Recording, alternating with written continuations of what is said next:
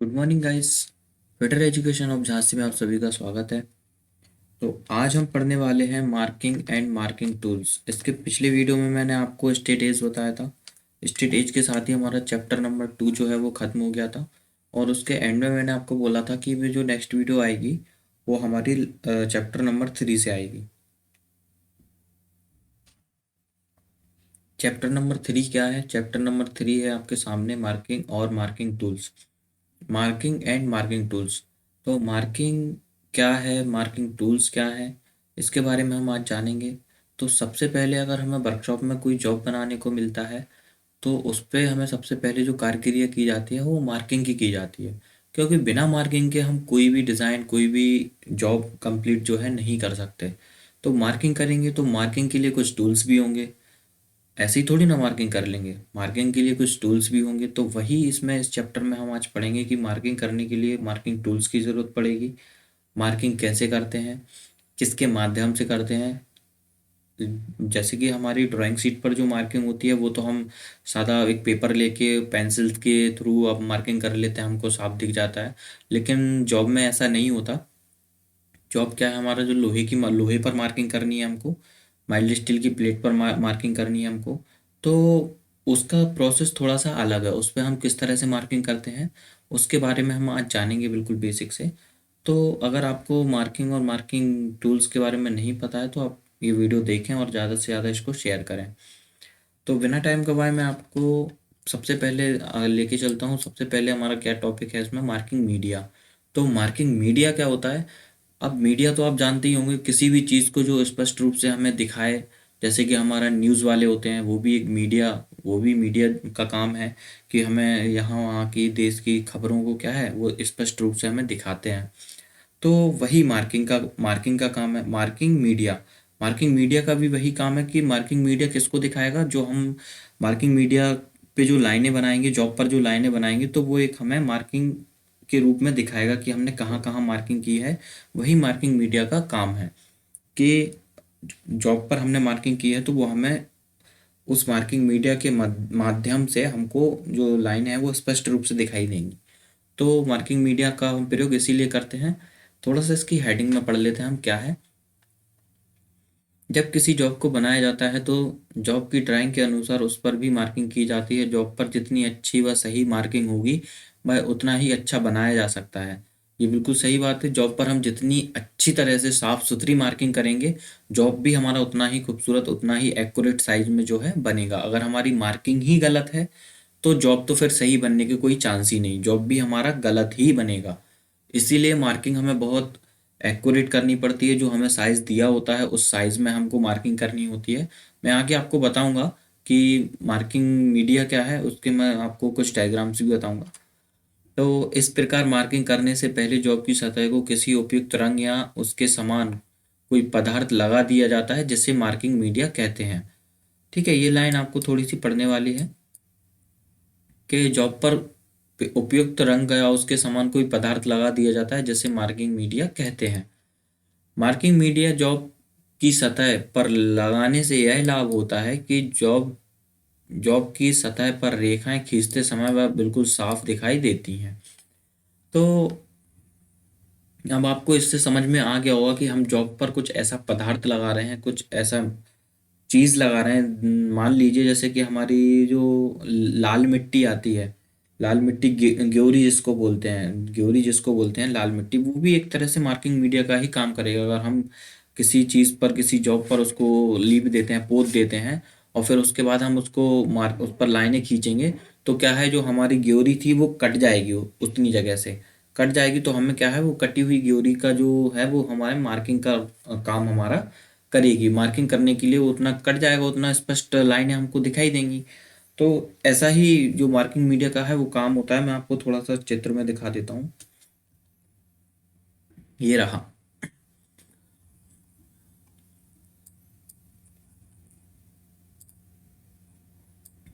ये देखिए,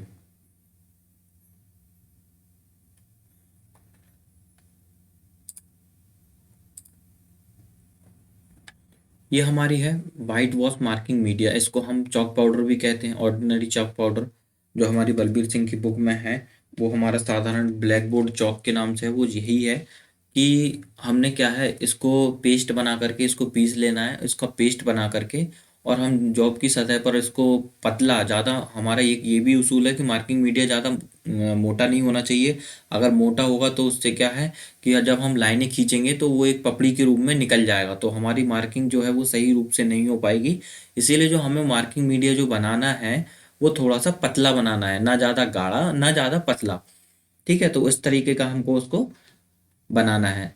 ये हमारा होता है पर्शियन ब्लू, जो कि हमारा इसमें बलबीर सिंह की बुक में है, जो ब्लू बिट्रल के नाम से है, तूतिया जिसका नाम है हिंदी में। तो ये मार्किंग मीडिया कुछ हमारे इस तरह से होते हैं। अब इनका प्रयोग कैसे करते हैं, तो प्रयोग हम इनका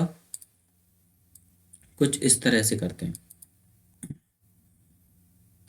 ये देखिए, ये हमारी जॉब है, मान के चलो ये हमारी एक प्लेट है माइल्ड स्टील की, ठीक है, जिस पे मैं ब्लैक लाइन बना रहा हूँ। ये हमारी, जिस पे मैंने ब्लैक सर्किल बना दिया, ये हमारी एक एमएस की प्लेट है।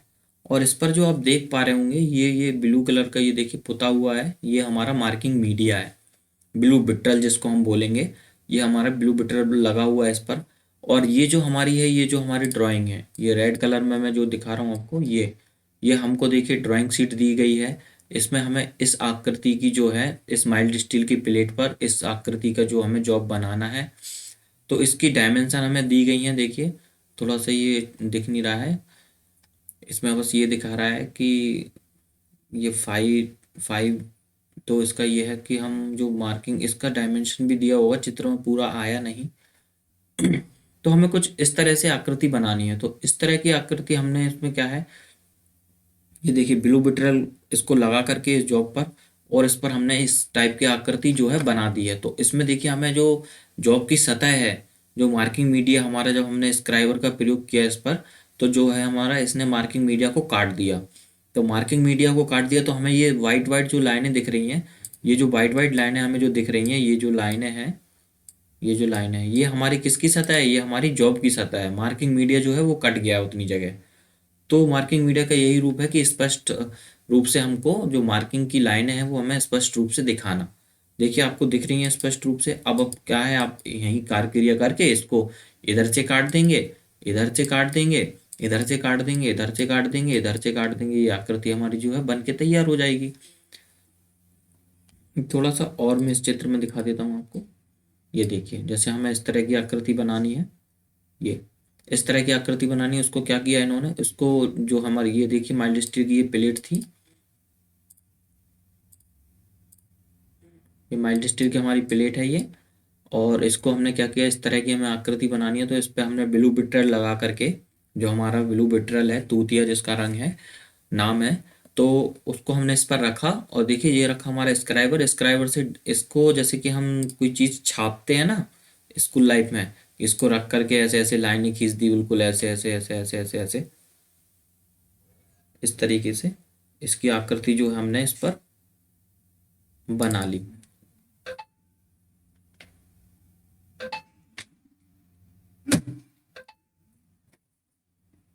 इस तरह की हमने आकृति बना ली, तो क्या है, जो हमारा, अब हम कटिंग करके इसको इस तरह की आकृति का जॉब बना देंगे।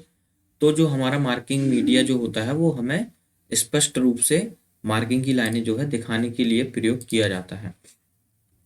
ठीक है, तो आपको समझ में आ गया होगा मार्किंग मीडिया क्या होता है, कैसा होता है। अब इसके बारे में हम इसके टाइप्स पढ़ते हैं, कितने टाइप्स के होते हैं। तो सबसे पहला जो हमारा आता है, साधारण ब्लैक बोर्ड चौक, जो मैंने आपको बताया था खड़ियों के रूप में थी, वो जो है उसको हम पतला पेस्ट बनाएंगे और उसको जो है जॉब पर लगा देंगे। कास्ट आयरन की जॉब पर इसका प्रयोग होता है। इसकी डेफिनेशन में पढ़ लेते हैं, इसमें क्या लिखा है। इसका प्रयोग कास्ट आयरन के पार्ट की रफ सतहों पर किया जाता है। इसका प्रयोग स्टील के बने पार्टों की रफ सतह पर भी किया जा सकता है। ये इधर पार्ट होगा, पार्टी नहीं, पार्टों की रफ सतह पर भी किया जाता है। साधारण ब्लैक बोर्ड चौक, ये आपको याद करने वाली चीजें हैं, समझनी है। क्वेश्चन इस तरह से आता है कि साधारण ब्लैक बोर्ड चौक का प्रयोग कहाँ करते हैं, तो उसमें आपको समझना है कास्ट आयरन के रफ जॉबों पर करते हैं, माइल्ड स्टील या स्टील के रफ जॉबों पर हम इसका प्रयोग करते हैं। या फिर ऐसा भी आता है क्वेश्चन कि कास्ट आयरन की मार्किंग करने के लिए उस पर हम कौन सा जो है मार्किंग मीडिया प्रयोग करेंगे तो उसमें साधारण ब्लैक बोर्ड चौक या ऑर्डिनरी ब्लैक बोर्ड चौक। अब नेक्स्ट आता है हमारा तूतिया ब्लू बिट्रल, जिसके बारे में आपको बता रहा था। ब्लू बिट्रल जो हमारा उन जॉबों पर जो मैंने आपको चित्र दिखाए हैं उनमें जो लगा है ब्लू कलर का, वो हमारा ब्लू बिट्रल ही है। ब्लू बिट्रल कैसे बनता है इसको हम थोड़ा सा पढ़ लेते हैं। यह एक प्रकार का घोल है, यह एक प्रकार का घोल है। घोल तो आप जानते ही होंगे, आप बालों में भी डाई लगाते होंगे या कुछ कलर करते होंगे तो वो एक घोल बनाते हैं ना, उसी तरह से हमको ब्लू बिट्रल जो है बनाना है, जिसमें 1/4 भाग गैलन पानी और 4-5 ओस नीला थोथा या कॉपर सल्फेट मिलाया जाता है, और 4-5 बूंद सल्फ्यूरिक एसिड भी डाला जाता है। जब इसको धातु की सतह पर लगाया जाता है तो धातु की सतह का रंग तांबे के रंग जैसा हो जाता है। इसका प्रयोग करने से पहले जॉब की सतह को अच्छी तरह से साफ कर लेना चाहिए।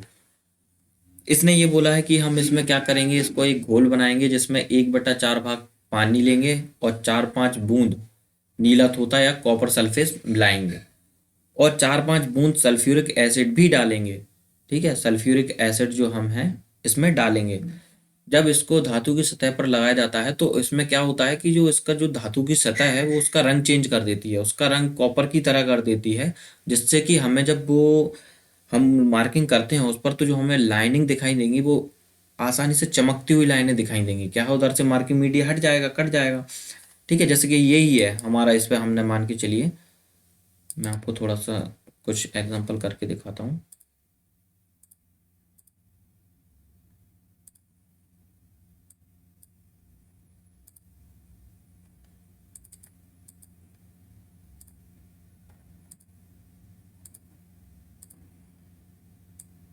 लग क्यों नहीं रहा यार ये।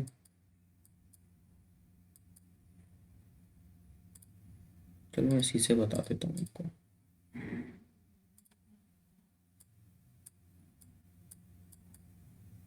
ये कर लिया जैसे मैंने, ठीक है। ये मैंने ब्लू बिट्रल जो है, ये जॉब है समझ लीजिए, इस पर मैंने ब्लू बिट्रल जो है लगा दिया।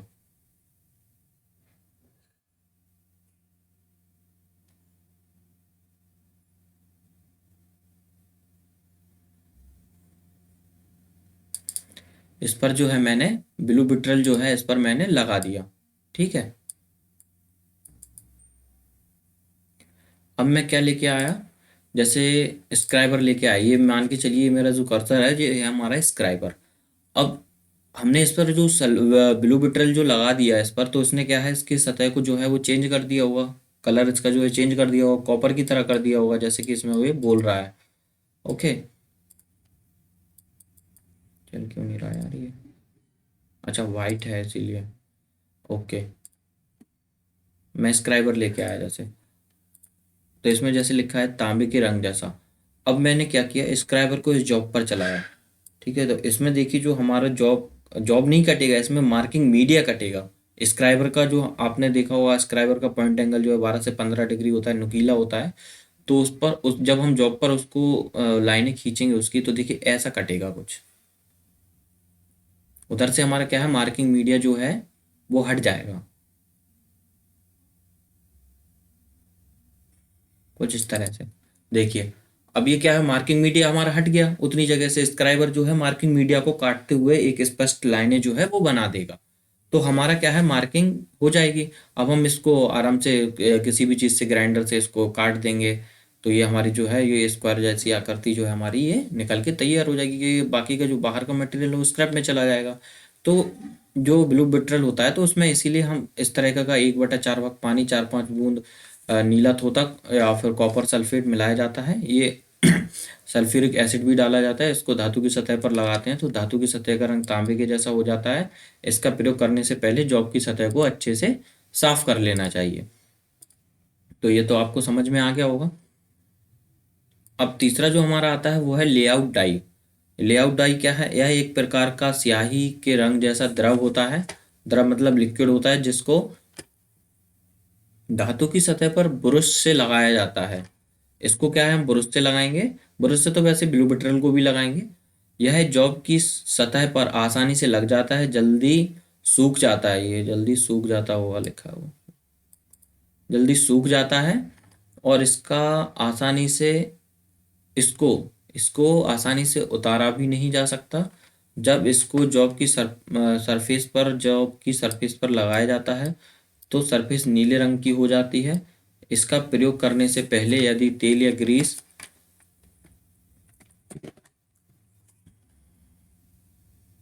ग्रीस लगी हो तो अच्छी तरह से उसको साफ कर लेना चाहिए सतह को।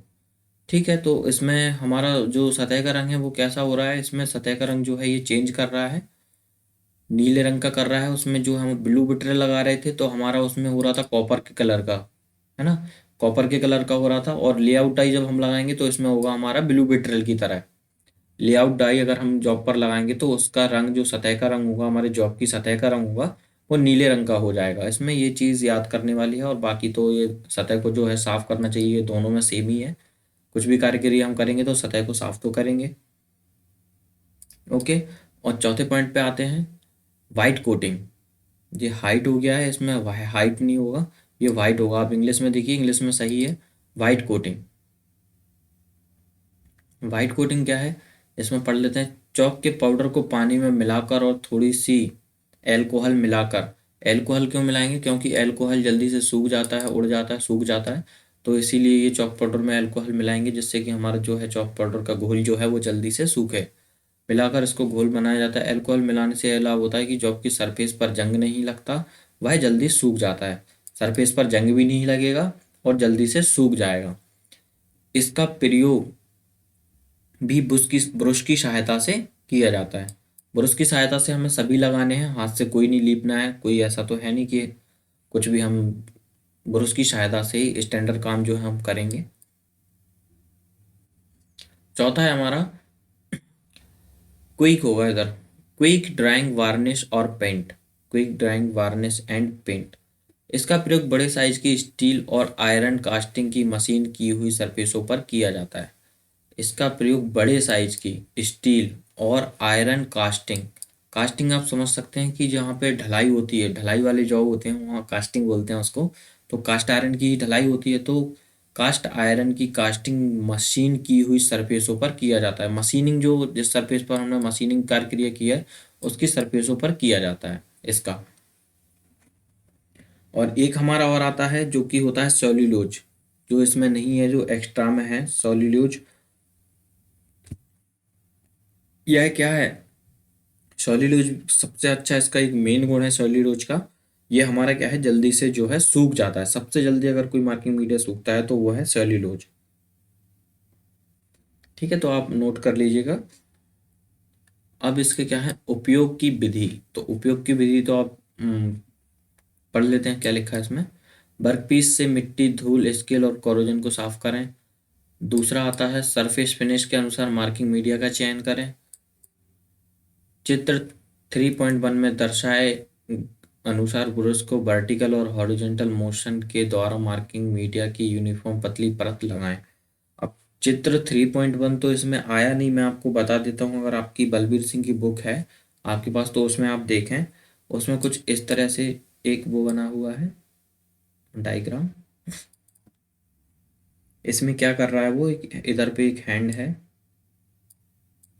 एक हैंड है, इसमें ये क्या है, ब्रश से इसको क्या है पोत रहा है पूरा।